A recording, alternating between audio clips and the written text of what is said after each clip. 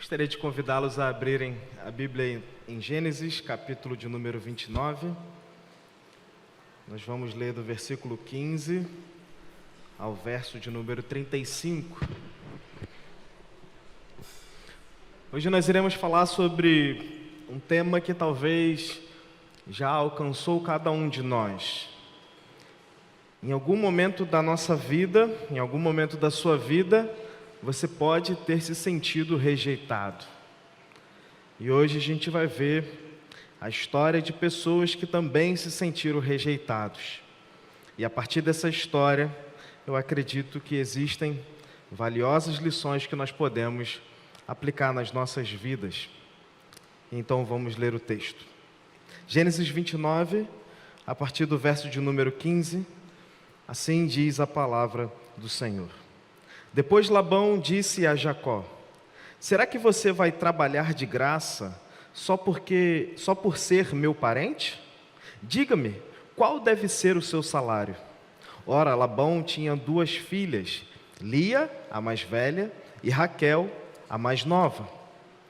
Lia tinha os olhos sem brilho, porém Raquel era bonita e formosa. Como Jacó amava Raquel, disse a Labão: trabalharei para o Senhor durante 7 anos para poder casar com Raquel, sua filha mais nova. Labão respondeu: é melhor dá-la a você do que a outro homem. Fique aqui comigo. Assim, por amor a Raquel, Jacó trabalhou durante 7 anos, e esses anos lhe pareceram como poucos dias, pelo muito que a amava. Então ele disse a Labão: dê-me a minha mulher, pois já venceu o prazo, para que eu me case com ela. Assim Labão reuniu todos os homens do lugar e deu um banquete. À noite, ele trouxe Lia, sua filha, e a entregou a Jacó. E eles tiveram relações. Labão tinha dado sua serva Zilpa para que fosse serva de Lia, sua filha. Ao amanhecer, Jacó viu que era Lia. Por isso disse a Labão: o que é isso que o Senhor fez comigo? Não é verdade que eu trabalhei por amor a Raquel? Por que então o Senhor me enganou? Labão respondeu: em nossa terra não se costuma dar em casamento a mais nova antes da primogênita. Complete a semana de festa de casamento da primogênita. Depois daremos a você também a outra, pelo trabalho de mais 7 anos que você ainda me servirá. Jacó fez o que Labão pediu e completou a semana da festa da primogênita. Depois Labão lhe deu por mulher a sua filha Raquel.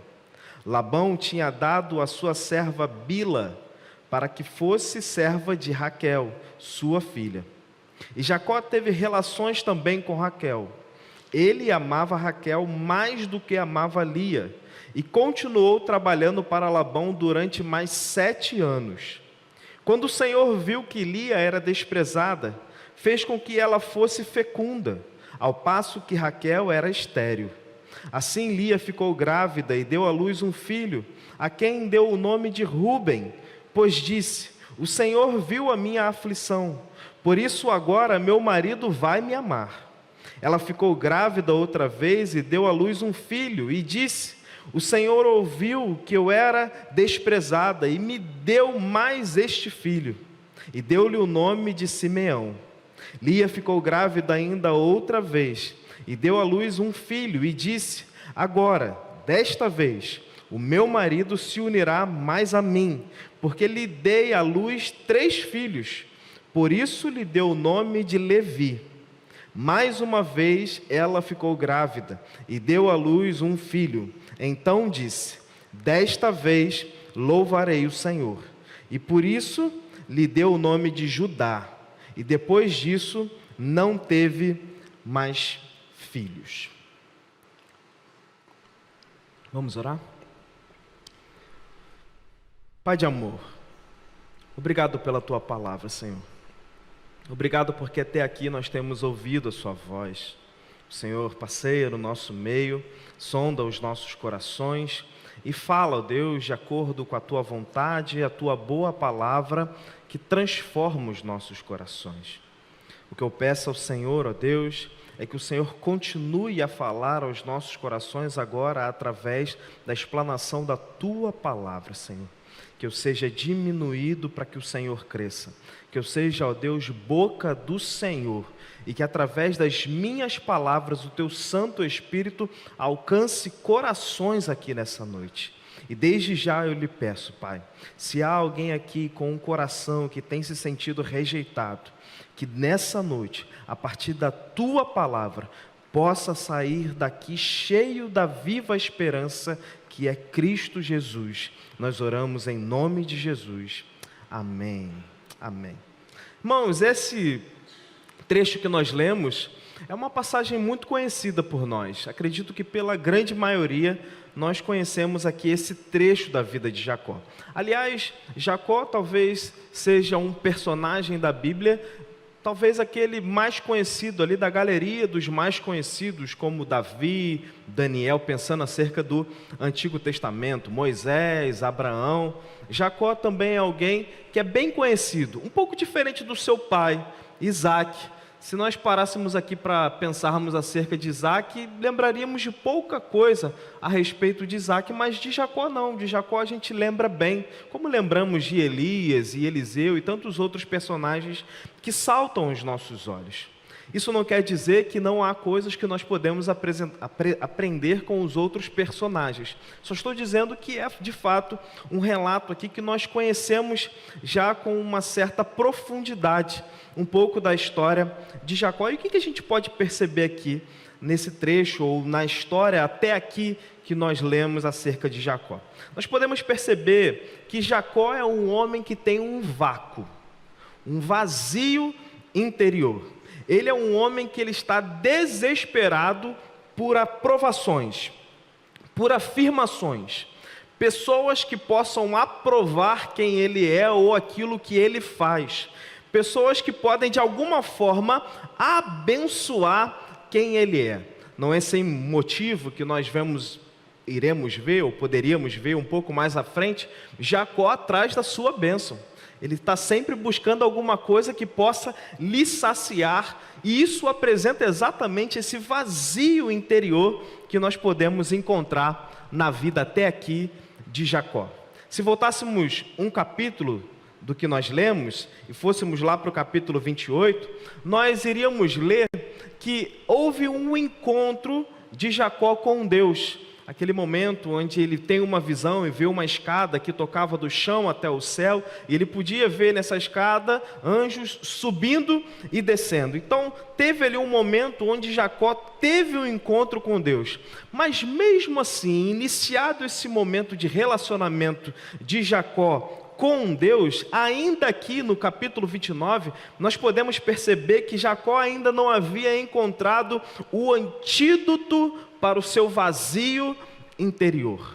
Diante dessa história que nós lemos, ainda podemos contemplar um homem que tem um vazio interior, que ele busca alguma coisa que possa suprir esse vazio interior.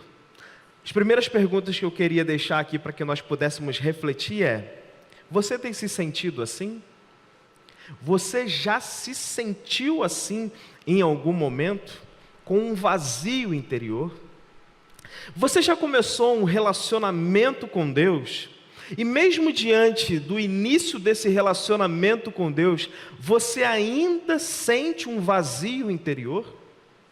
Você tinha a expectativa de que a partir do momento que você começasse a se relacionar com o Senhor, ou encontrasse o Senhor, você iria ter então esse vazio suprido, mas você tem se percebido ainda com um vazio, um buraco, um vácuo que parece que ainda não foi preenchido. Porventura você já se sentiu, ou você está se sentindo assim nessa noite?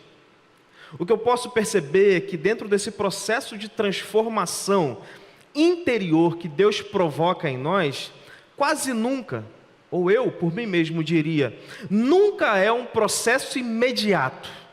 Quando nós nos encontramos com Deus e todos os vazios que existem dentro de nós, eles são subitamente preenchidos. Mas nós podemos ver ao longo das Escrituras e ao longo das nossas experiências de vida que esses vazios eles vão sendo preenchidos ao longo de um processo, de uma caminhada. Abra um parêntese muito rápido aqui para que a gente possa observar uma coisa. Quando nós falamos acerca de salvação nas Escrituras, eu quero usar isso como um bom exemplo agora nesse momento que me veio à mente. Quando a gente fala sobre salvação nas Escrituras, normalmente a gente fala sobre salvação de alguma coisa que aconteceu. Algo que Deus fez por mim e por você e eu fui salvo, e está tudo, é um ato estabelecido, que não existe mais nada a ser feito acerca da salvação. Mas não é dessa maneira que a Bíblia trata sobre salvação. A Bíblia fala que nós fomos salvos da condenação do pecado. Deus nos salvou da condenação do pecado. Mas a Bíblia também diz que nós estamos sendo salvos do poder do pecado. Aquilo que nos salvou da condenação, a gente chama na teologia de justificação. O ato de Deus nos salvar continuamente do poder do pecado, a Bíblia chama de santificação. E a Bíblia também diz que nós seremos salvos da ira vindoura. E essa salvação da ira vindoura é que Deus nos transformará à semelhança de Cristo Jesus, e o nome para isso é glorificação. A salvação de Deus, ela age dessa maneira. Nós fomos salvos, estamos sendo salvos e seremos salvos. Eu acho que é muito semelhante esse processo do Deus nos preencher.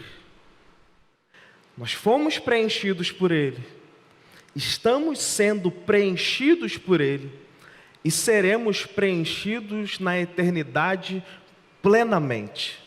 É algo que a gente diz que é uma tensão do já, mas ainda não. Já somos salvos? Sim, mas ainda não. O pecado ainda exerce ali em nós uma vontade e que nós acabamos, por vezes, caindo na artimanha do inimigo. Nós somos justos? Sim, porque fomos justificados por Cristo Jesus. Mas, por vezes, nos falta essa justiça em nossas ações.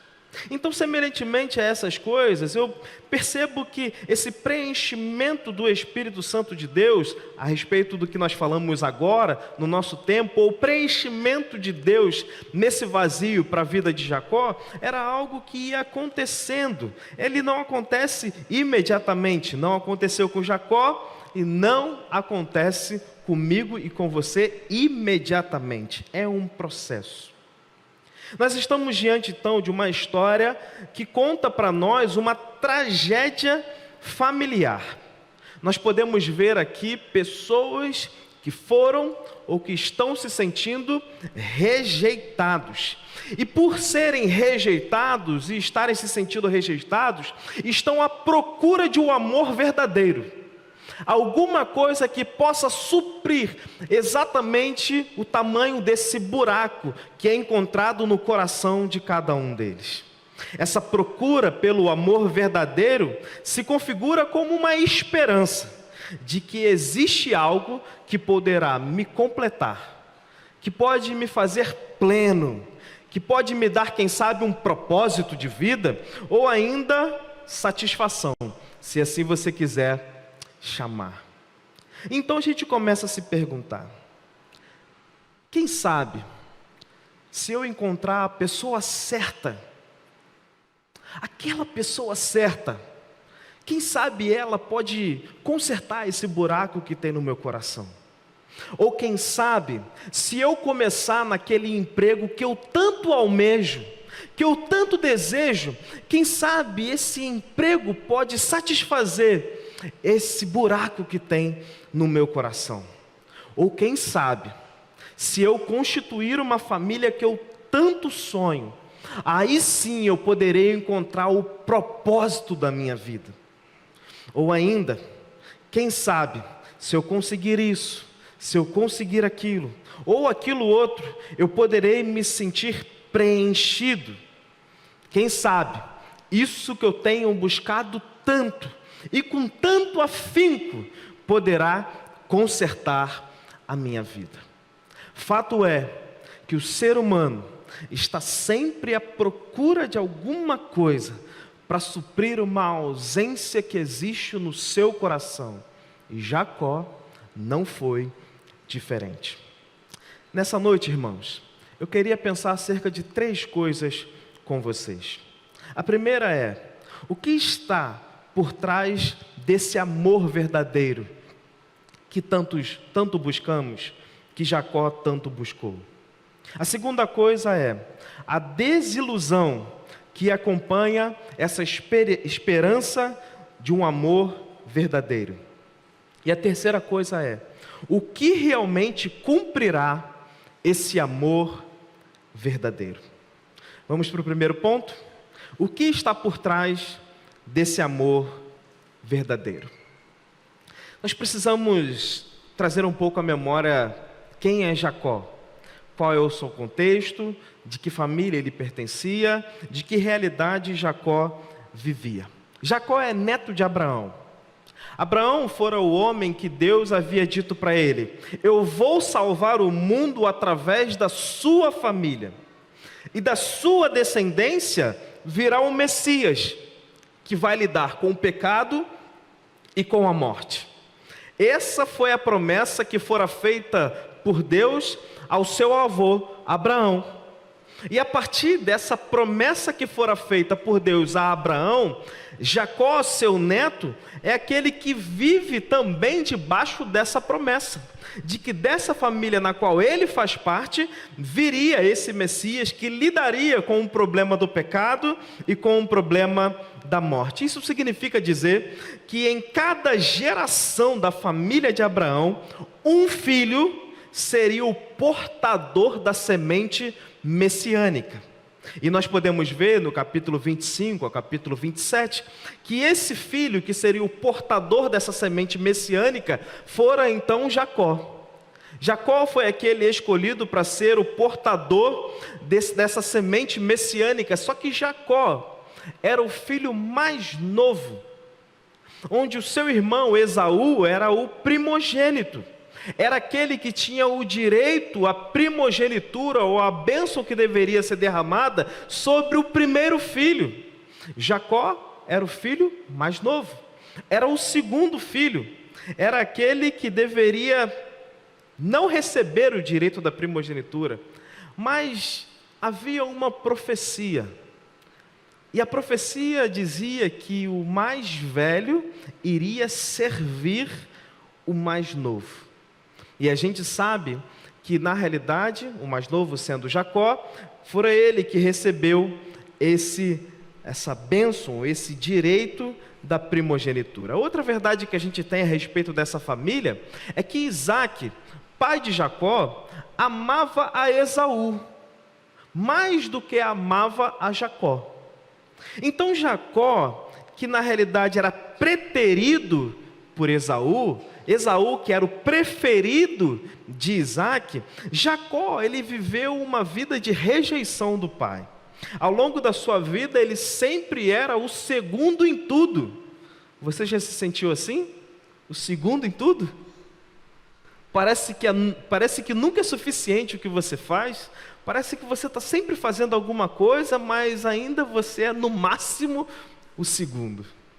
Parece que existe sempre alguém que está à sua frente, está a alguns passos à sua frente, e parece que ele não faz tanta força assim. Para quem gosta de futebol, vai entender o que eu vou dizer agora.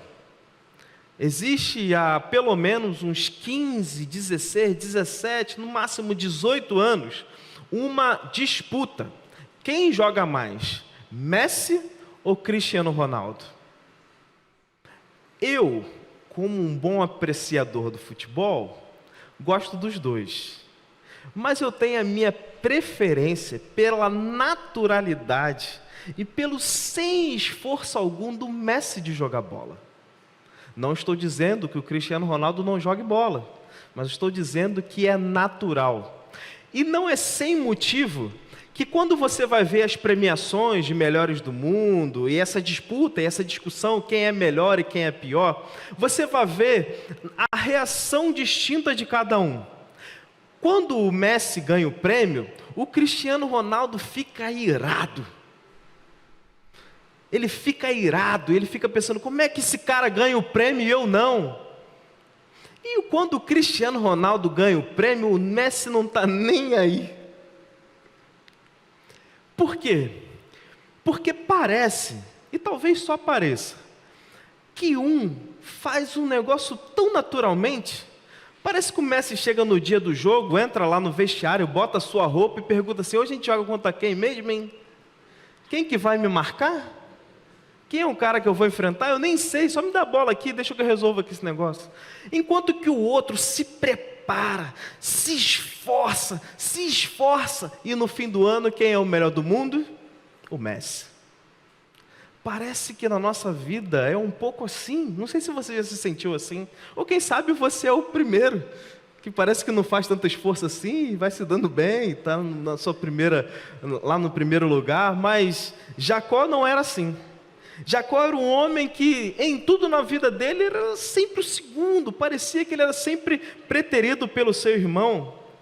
Você já passou por isso na sua família? Você já se sentiu como o filho rejeitado? Como o filho não amado? Como aquele que não é amado como o irmão é amado?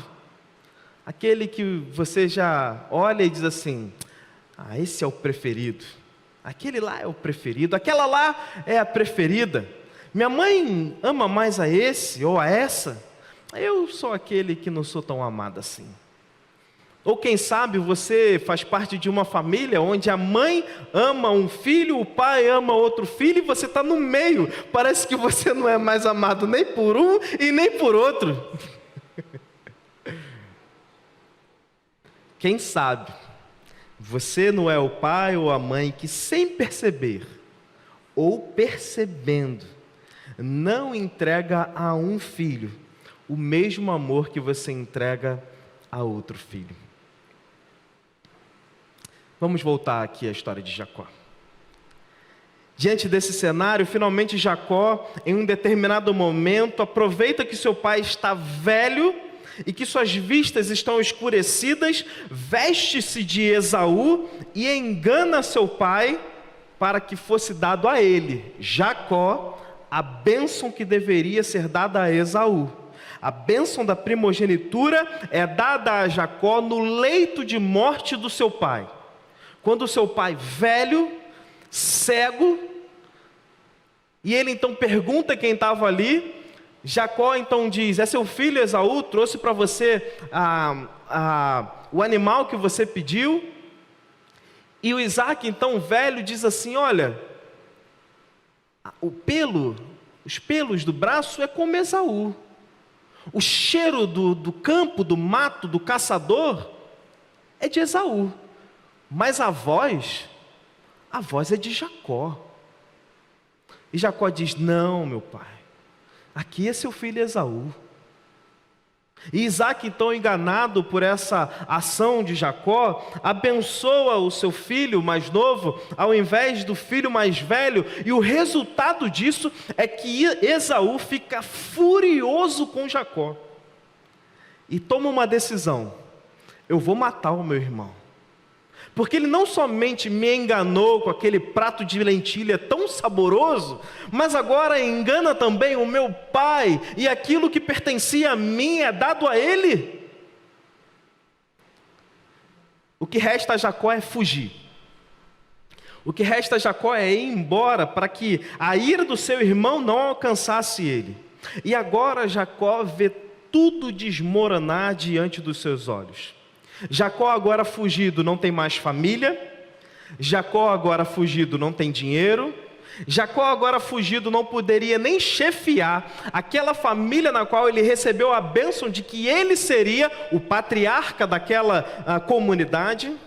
Jacó agora teve que ir embora e abandonar aquela que talvez tenha sido a única que até ali tinha derramado sobre ele um amor verdadeiro. a sua mãe. E desde então, conta a história que aqui, Jacó não viu mais a sua mãe. E Jacó foge exatamente para os parentes da sua mãe. E agora, o texto que a gente começou a ler é que Jacó começou a trabalhar com Labão. Ele fica um mês ali na casa de Labão, a princípio, deve ter trabalhado, e deve ter trabalhado bem, porque depois de um mês, Labão chama ele e diz: vamos fazer um contrato. Não é porque você é meu parente que você vai trabalhar aqui sem ganhar nada. Vamos fazer um contrato aqui para que, após esse seu trabalho, você possa ganhar alguma coisa. E então, o texto diz que Labão tinha duas filhas, Raquel, a mais nova, e Lia, a mais velha. E Jacó, então, que amava, diz o texto que Jacó amava Raquel, ele diz: olha, eu vou trabalhar para você durante 7 anos, e ao fim desse trabalho, ao fim de 7 anos, me dê Raquel para que ela possa ser minha esposa. Talvez você esteja se perguntando, por que ele escolheu Raquel e não Lia? O versículo 17 vai nos dar uma pista. No versículo 17, o texto diz que os olhos de Lia não tinham brilho.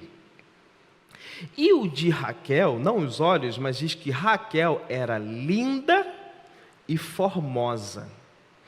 Aqui é um jeito educado do autor de dizer que Lia era feia. É feia. Era um jeito educado do autor, porque ele olha para onde diz: Raquel era linda e formosa. Já Lia tinha os olhos sem brilho. E Jacó então olha para aquela jovem moça e diz: eu trabalho 7 anos para casar com essa mulher. Deixa eu te dizer uma coisa, parece para você 7 anos muito tempo para casar com uma pessoa que você ama? É bastante tempo. Tem gente que casou depois, né? 10 anos de namoro e tal, mas aqui é uma situação diferente. Aqui não tinha namoro, entende? Eram 7 anos trabalhando sem ganhar salário para que no final de 7 anos ele pudesse casar com a filha de Labão, Raquel. E deixa eu te falar uma coisa, nessa época era muito comum que o pretendente, quando queria casar com alguém, ele trabalhava, passava um tempo trabalhando, para que pudesse obter ali no fim do trabalho a sua noiva. E o período de trabalho que havia ali eram de 30 ciclos.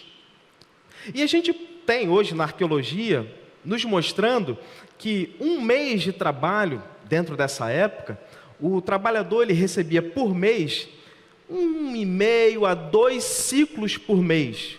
Então a gente está falando que normalmente se trabalhava mais ou menos 2 anos e meio a 3 anos, 3 anos e alguma coisinha, para que você pudesse casar com alguém.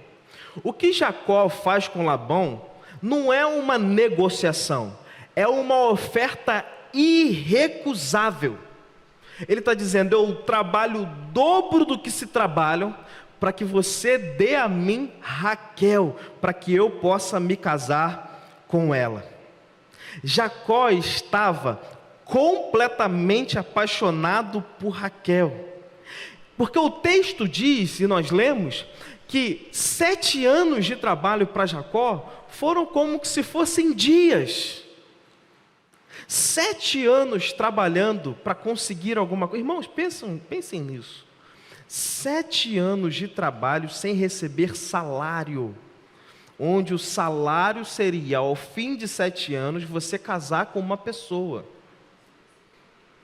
E Jacó, para ele, esses 7 anos foram como se fossem dias. Nós podemos ver aqui então, que esse homem estava de fato completamente apaixonado por Raquel. E o máximo desejo ardente que nós podemos ver por parte de Jacó encontra-se no verso de número 21, e eu gostaria de ler ele rapidamente. Diz assim: então ele disse a Labão, ao fim dos 7 anos de trabalho: dê-me a minha mulher, pois já venceu o prazo, para que eu me case com ela. Quando eu leio esse texto aqui na minha versão, NAA, parece que é muito comum o que foi dito. Bem, eu trabalhei aquilo que foi combinado e ao fim de 7 anos dei a minha mulher para que eu possa me casar com ela. Só que esse texto aqui tem sido algo para os comentaristas bíblicos, algo que tem chamado muita atenção deles. Porque aquilo que foi dito aqui em hebraico por Jacó é algo muito indiscreto. O que foi dito aqui nesse momento por Jacó é algo que aparentemente foge completamente do personagem Jacó que nós estamos conhecendo até aqui. Ao invés de estar escrito em hebraico, para que eu me case com ela, como eu li aqui na minha tradução, na versão em hebraica, a melhor tradução, dizem os estudiosos, que seria, para que eu faça sexo com ela. O que Jacó queria, no final das contas, depois de 7 anos, não era tão somente casar-se com aquela mulher. O que Jacó queria, no final de todas as coisas, por causa do seu vazio interior, era fazer sexo com ela. Mas também pudera, 7 anos trabalhando, esperando a mulher. É natural que esse homem queira casar-se com essa mulher e ter relações com ela. Só que o grande problema é que nós vemos aqui que esse homem estava emocionalmente e sexualmente dominado pelo seu desejo. Jacó tinha perdido tudo. E ele apostar aqui todas as fichas que ele tinha no amor de Raquel. Que Raquel iria suprir essa ausência, esse buraco, essa falta que havia no seu coração. Esse homem estava emocionalmente e sexualmente dominado pelo seu desejo. E por que ele estava assim? Bem, ele estava assim porque ele estava tendo que lidar com o fracasso da sua vida até então. Ele estava assim porque ele estava tendo que lidar com as marcas da rejeição. Diante de uma vida de rejeição, ele estava tendo que lidar com algo que desmoronou diante dele. E ele, mais uma vez, acredita que o amor de Raquel poderia consertar o vazio do seu coração. Por vezes, isso também não acontece conosco. Algo que achamos que conseguiremos, que finalmente fará tudo valer a pena. Algo que pode, por alguma expectativa nossa, preencher um buraco dentro do nosso coração. Na semana passada eu vi uma entrevista, nem sei se foi agora, se foi muito tempo, de uma cantora famosa. Nós podemos aprender coisa com todas as pessoas, inclusive com a Anitta. Nada contra a Anitta, mas a Anitta trouxe uma reflexão muito interessante. Ela estava numa conversa, num diálogo, numa entrevista, e eles estavam conversando sobre um pouco da realidade, sobre o sentido da vida, sobre o quanto a vida vale a pena, e o que nós almejamos dessa vida. E ela começou a perguntar para os entrevistadores sobre o que eles tanto almejavam na vida, o que eles tanto queriam alcançar na vida, e eles começam a falar: eu acho que todo mundo busca fama. O outro diz: não, eu acho que todo mundo busca dinheiro. E o outro então retrucou: não, na realidade eu acho que a gente busca fama e dinheiro por causa de poder.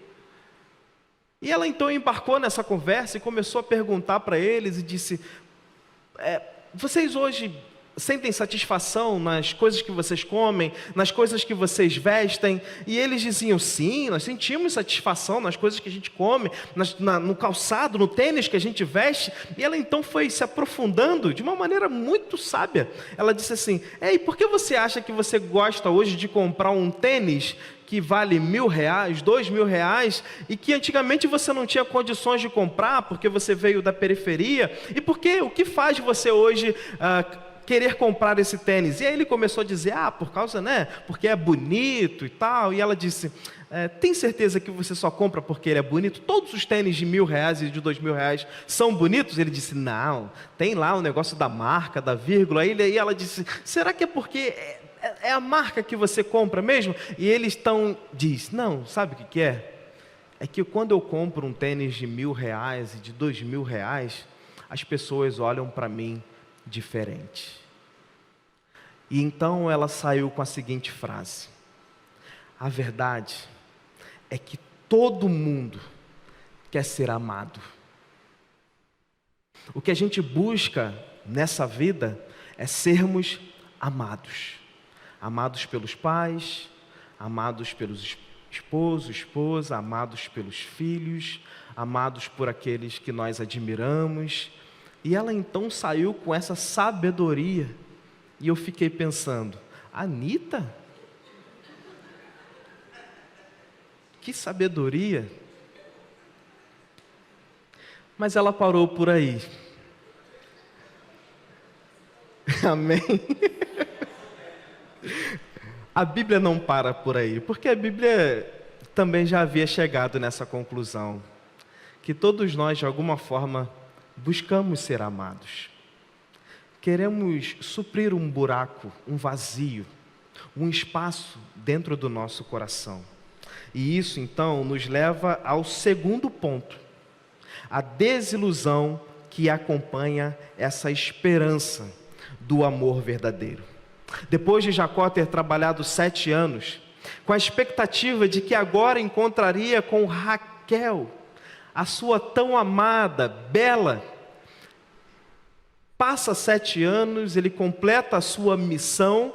Labão chama os homens da região, prepara uma linda festa de casamento, como era de costume. As noivas ficavam completamente vestidas, regadas a muito vinho e muita festança. Chega a noite, Jacó é levado para o leito, juntamente é levado a filha, e Jacó deita-se com aquela mulher. E na manhã do dia seguinte, quando ele acorda e vira-se para o lado para dar uma bela bitoquinha na sua esposa Raquel, ele percebe que não é Raquel, é Lia. Ele deve ter dado um grito, meu Deus!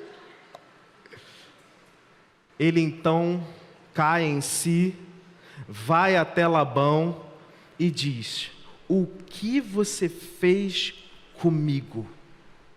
Perceba que o texto, se você voltar e ler, quando Jacó propõe que ele pudesse, após 7 anos, casar-se com Raquel, Labão não diz para ele sim. Labão dá para ele uma resposta meio atravessada, meio torta. Ele disse, é melhor dar para você, né? É meu parente, do que a outra pessoa. Fica aqui comigo. E Labão então dá essa resposta para ele. Quem está apaixonado entende o que quer. Ele entendeu que receberia a Raquel após o seu trabalho, mas percebe que fora enganado por Labão. Percebe que quando ele vai até Labão e ele diz para ele, pergunta para ele, o que você fez comigo? Labão responde, dá uma desculpa meio esfarrapada para ele e diz assim, não é nosso costume fazer com que a mais jovem seja preferida à mais velha. Bem, isso aqui começa a acender uma luzinha de alerta na nossa mente. Não é costume nosso que a mais nova seja preferida à mais velha. Um rabino, comentando essa passagem, desse trecho que nós acabamos de ler, ele diz que fica imaginando uma conversa entre Jacó e Lia pela manhã. E ele fica imaginando a seguinte conversa. Ele diz assim, eu fico imaginando Jacó acordando, sentando-se na cama, virando-se para Lia e dizendo para ela, eu chamei Raquel no escuro, Lia, ontem, mas você me respondeu. Por que você fez isso comigo? Esse rabino diz que imagina Lia olhando-se para Jacó e dizendo para ele: seu pai, no escuro, chamou Esaú. Por que você respondeu? Por que você fez isso com ele? Nesse momento nós temos então um Jacó arrasado, despedaçado. Alguém que experimentou agora o que é ser usado, enganado, sentido na pele aquilo que ele fez com o próprio pai. E não somente isso, temos agora uma nova pessoa sendo rejeitada. E a rejeitada da vez se chama Lia. Uma lição valiosa aqui. Pessoas que sofrem ou sofreram rejeição podem cair no erro de rejeitar outras pessoas. O ato de rejeitarmos as pessoas provocará o anseio do outro em alcançar aprovação. E isso torna um ciclo vicioso e não virtuoso. Se porventura você passou por alguma rejeição na sua vida, se porventura em algum momento da sua vida você foi rejeitado, é bem possível que em algum momento da sua vida você tenha também rejeitado pessoas à sua volta. Isso aconteceu com Jacó. Jacó se sentiu rejeitado. Jacó então derramou rejeição sobre a vida de Lia.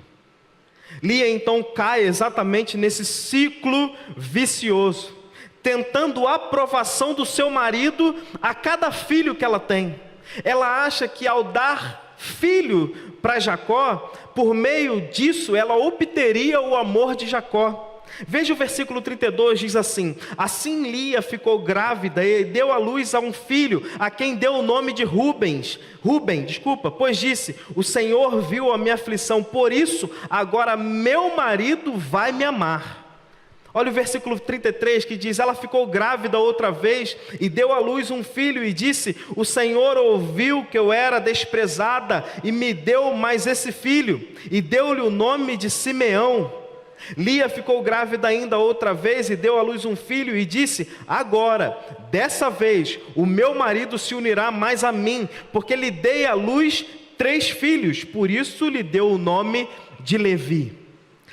À medida de cada filho que Lia ia tendo, ela tinha a expectativa de que a partir de cada filho que ela tinha, o amor que ela tanto almejava do seu marido seria então dispensado sobre ela. E ela percebia que nada disso supria o vazio do seu coração, porque ela continuava se sentindo rejeitada. Lia então agora era alguém que também se sentia rejeitada. E nós temos aqui 3 pessoas que passam pelos momentos ou pelas situações de frustração na sua vida. Lia, frustrada porque não tem o amor do seu marido. Jacó, porque depois que ele é enganado por Labão, ele faz um outro combinado com Labão, e agora ele vai receber então, após a semana do casamento, ele recebe então Raquel. Ele não recebe Raquel depois de 14 anos. Ele recebe Raquel depois do momento do casamento e vai continuar trabalhando mais 7 anos para Labão. Só que Jacó está frustrado, porque a mulher que ele tanto ama não lhe dá filho. E nós temos a terceira pessoa aqui frustrada nessa história. E a terceira pessoa frustrada nessa história é Raquel. Porque Raquel não consegue ter filho, ela é estéril. E nós temos aqui, e chegamos no ponto, onde tudo aquilo que cada um deles pensava que se constituiria na solução da vida de cada um deles, na solução dos seus problemas, começam a desmoronar diante dos seus olhos.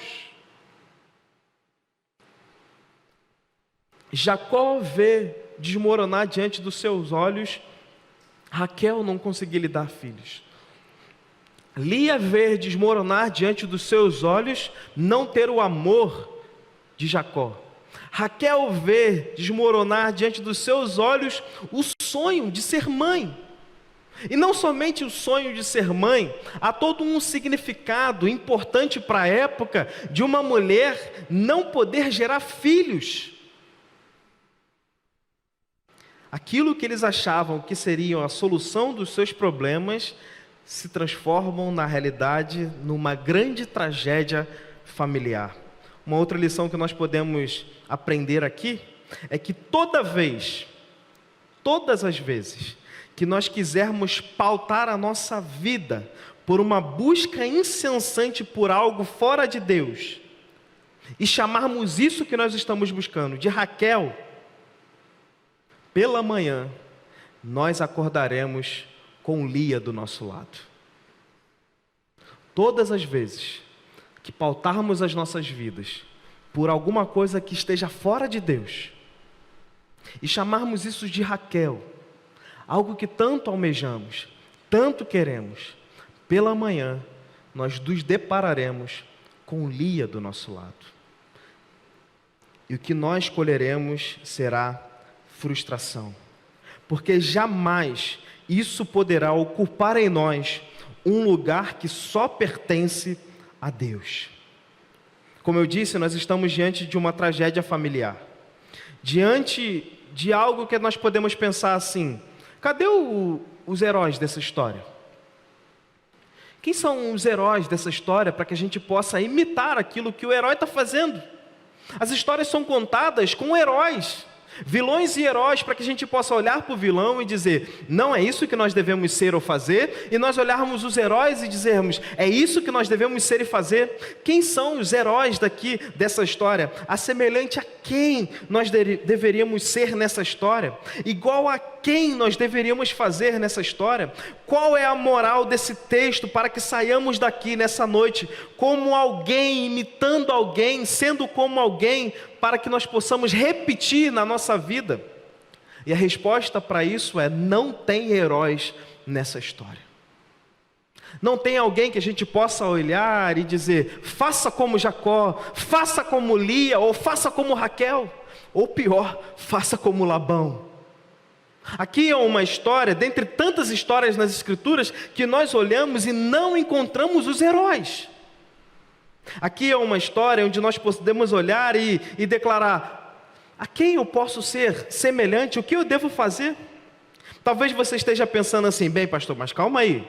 No verso 35, que o senhor leu, diz lá que no quarto filho que Lia teve, ela parou de olhar para Jacó e começou a olhar para o Senhor.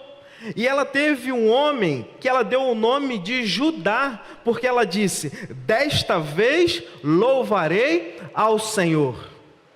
Ótima ação. É isso que nós deveríamos fazer.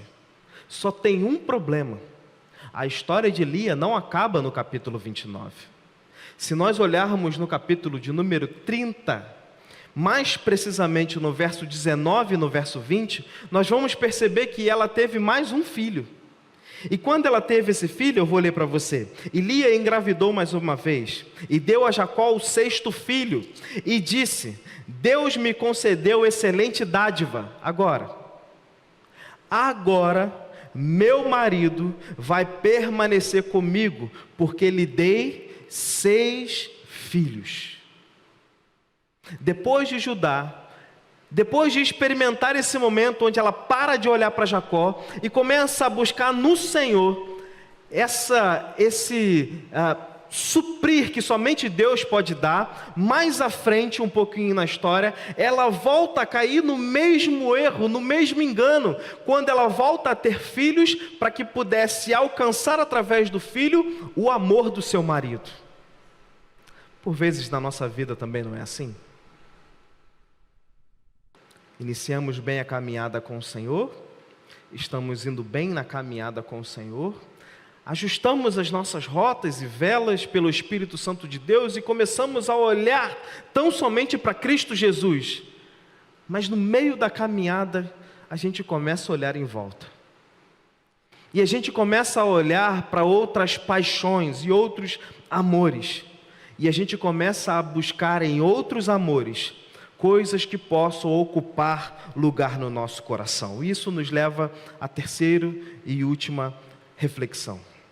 O que realmente cumprirá esse amor verdadeiro?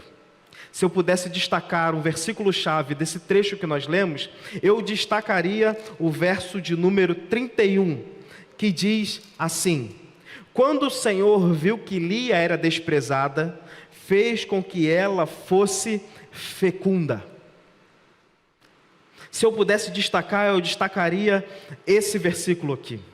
A solução encontra-se no que Deus fez com Lia e com o que Deus faz comigo e com você. Deus se revela como o amor verdadeiro, aquele que de fato pode suprir qualquer ausência no nosso coração, qualquer falta, qualquer buraco que pode haver dentro de nós, somente Deus pode suprir. E é exatamente essa postura ou essa posição que Deus se coloca perante a Lia. Deus contempla Lia e vê que Lia era rejeitada, e Ele então se coloca na posição daquele que ama aquela mulher. Ele se coloca na posição daquele que pode suprir e fazer com que aquela mulher que era rejeitada passe a ser chamada de amada. Deus pode fazer com que você, que porventura tem se sentido rejeitado, que porventura tem se sentido até aqui como o segundo, como sempre aquele que é preterido, sempre acha que está faltando alguma coisa, sempre acha que, caramba, nunca é suficiente aquilo que eu faça, parece que eu nunca consigo alcançar, eu nunca consigo ter aquilo que eu tanto almejo. Deus é aquele que faz com que cada um de nós, os nossos corações, aquele coração que se sente rejeitado, possa ser chamado pelo Senhor de meu amado. Somente Deus pode fazer isso. Somente Deus pode suprir uma ausência que há em cada um dos nossos corações. Tudo isso, irmãos, para dizer que o verdadeiro herói da história não é Jacó, não é Lia, não é Raquel, não é Labão. O verdadeiro herói da história é Jesus Cristo de Nazaré.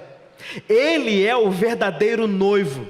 Ele é o verdadeiro Jacó, que não faz a sua noiva mendigar por algum amor, mas ele é o verdadeiro noivo, que se faz como rejeitado, humilhado, abandonado, diminuído, abriu mão da sua glória, para que nós que éramos rejeitados, fôssemos chamados de meu amado. Jesus é o verdadeiro Jacó. Jesus é o verdadeiro Jacó na sua vida. Jesus é aquele que pode suprir qualquer ausência que possa haver no seu coração. Foi Ele que viveu essa vida humilhada, desprezada, sem formosura. Semelhantemente, Lia, que não tinha formosura, que não tinha beleza, ele se fez como alguém sem beleza. Ele se fez como alguém sem belezura, que não poderia ser atraído, ou ele não atraía ninguém pela sua formosura, não era pela sua estatura, não era porque ele era belo, mas ele atraía as pessoas por causa do seu amor, porque o seu amor invadia os corações dilacerados, corações destruídos, corações abandonados. Jesus transformava corações e continua transformando os nossos corações, porque Ele é o verdadeiro Jacó. Ele é o verdadeiro noivo. Nessa noite, irmãos, eu não estou aqui para dizer que você deixará de ser rejeitado por coisas ou por pessoas, porque na realidade, até que você morra, você vai experimentar rejeições. Você vai continuar se sentindo rejeitado por coisas ou por pessoas. Talvez a sua mãe não te ame como ama o seu irmão. Talvez a sua mãe não te ame como ama a sua irmã. Talvez o seu marido, a sua esposa, não te ame como você tanto esperava que ele pudesse te amar. Talvez você seja o melhor funcionário da empresa e você talvez nunca venha a ser reconhecido sendo o melhor funcionário da empresa. Talvez você passe isso na sua vida inteira e você continue se sentindo sendo o segundo.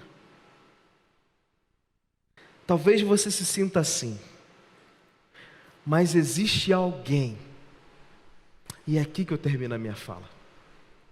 Existe alguém que te ama sem esperar nada em troca. Existe alguém que te ama sem esperar que você seja o melhor funcionário da empresa. Existe alguém que te ama reconhecendo a minha e a sua incapacidade de sermos perfeitos. Existe alguém que tinha todos os motivos para te rejeitar. Existe alguém que tinha todos os motivos para me rejeitar. Existe alguém que podia me olhar nos olhos e dizer: não te aceito. Existe alguém que poderia olhar nos olhos de cada um de nós e poderia dizer: não te aceito. Mas esse alguém, na cruz do Calvário, decidiu provar a mim e a você o quanto Ele nos ama. E assim, Ele nos fez de rejeitados a amados seus. Jesus te ama. E ainda que você se sinta rejeitado, eu quero que você saiba e não se esqueça que mesmo você não sendo o filho preferido, mesmo você não sendo reconhecido, mesmo você não sendo, parece que nunca suficiente, para Cristo, tudo isso é segundo plano, porque em primeiro plano está o teu coração. Jesus te ama, e te ama para te fazer de rejeitado a amado. Que Deus nos abençoe, que Deus possa derramar desse amor no nosso coração, para a glória dEle, e que você saia daqui com essa esperança de que um amor de Deus sendo derramado sobre a sua vida. Que Deus nos abençoe.